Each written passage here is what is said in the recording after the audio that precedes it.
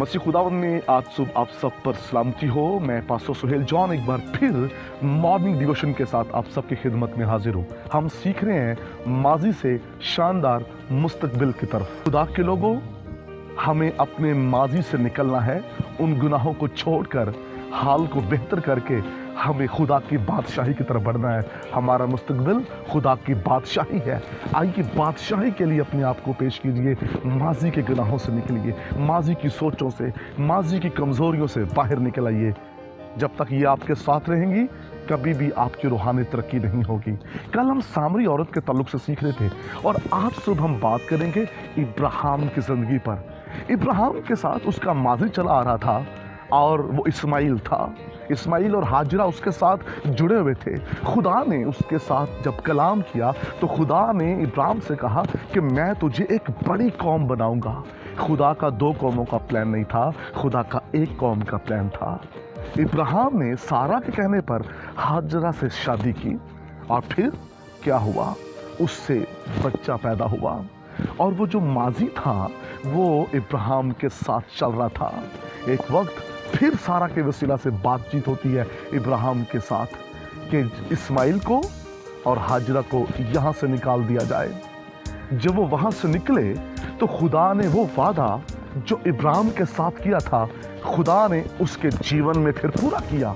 खुदा ने इब्राहिम की ज़िंदगी में अपने आसमान को खोला और उसे खूबसूरत बेटे से नवाजा जिसका नाम इसहाक है।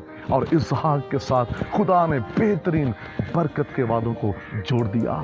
इस्माइल को निकाला गया।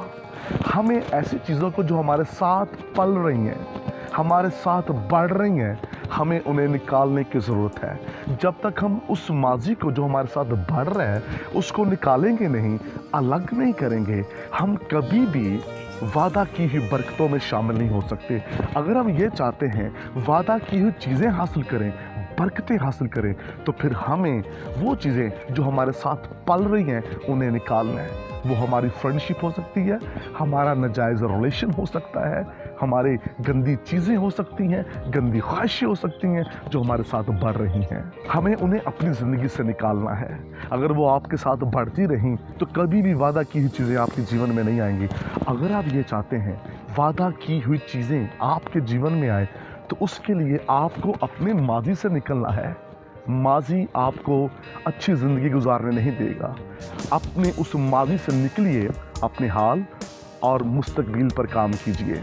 जो लोग अपना माजी अपने साथ लिए फिरते हैं वो नाकाम होंगे, कभी कामयाब नहीं होंगे। आपका माजी आपको दुख देगा, आपका माजी आपको परेशान करेगा, आपका माजी आपको बढ़ने नहीं देगा। माजी के गुनाह, माजी की ख्वाहिशात, माजी का रिलेशनशिप, माजी के नाजायज़ रिलेशन, अगर हम उन्हीं को याद करते रहें, उन्हीं को अपने साथ बढ़ने दें तो वो कभी हमें कामयाब नहीं होने देंगे। सामरी औरत ने उनको अपने जीवन में से निकाला।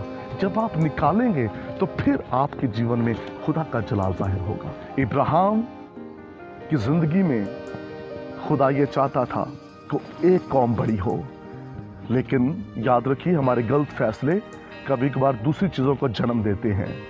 लेकिन खुदा ये चाहता है कि हम माजी की चीज़ों से अलग हो जाएं। कितना मजबूत रिलेशन होगा एक बच्चा जो आपको इतने देर के बाद मिले और फिर उसको छोड़ना बड़ा मुश्किल है। सोचिए इब्राहिम के लिए वो वक्त कैसा होगा, वो लम्हात कैसे होंगे जब उसने अपने बेटे इस्माइल को अपने घर से निकाला होगा। वो बड़ा क्रिटिकल वक्त था। लेकिन जब आप ऐसे स्टेप उठाते हैं फिर खुदा का आसमान भी आपके जीवन में खुलता है। इसलिए खुदा ने इब्राहिम से कहा जो सारा कह रही है वो तू कर। जब हम वो करेंगे जो खुदा चाहता है तो फिर याद रखिए आपका मुस्तकबिल रोशन है। आइए माजी से निकल आइए। माजी आपको जीने नहीं देगा। फ्यूचर की तरफ निगाह कीजिए, मुस्तकबिल आपका इंतज़ार कर रहा है।